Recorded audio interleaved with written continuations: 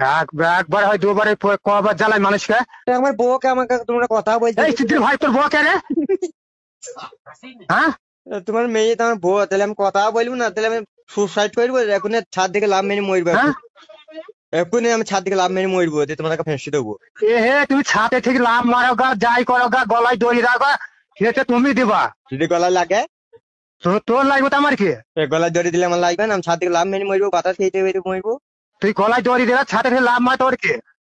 এই ভদ্র হালে ফোনটাকে ইয়ে করবে, কেটে দিবে, খবরের জন্য ফোন আসে না। ছাদের ওপর থেকে লাভ মারবো, পালিতে পড়বো যেন না মরে। বুঝলি তো? আর গলায় দড়ি ভদ্র হালে বলছি যেন নাম্বারটা যেন ফোন আসে না। আমার শাশুড়িকে যতক্ষণ না দেবো আমি ফোন করবো।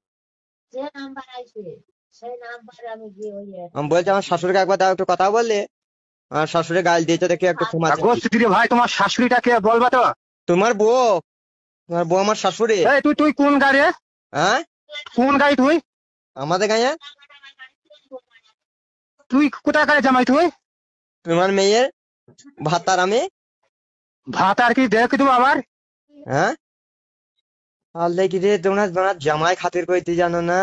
ওই হে তোমার জামাই কেন? জামাইকে মেরি জান ছেড়ে দেবো। আর তাহলে জামাই হয়ে জামাইকে খাতির করে নে। তাহলে তোমার আর মেয়ে, তুই তো বাল। তাহলে তোমার মেয়ের হাতে চুড়িও ভাঙতে হবে। এ হে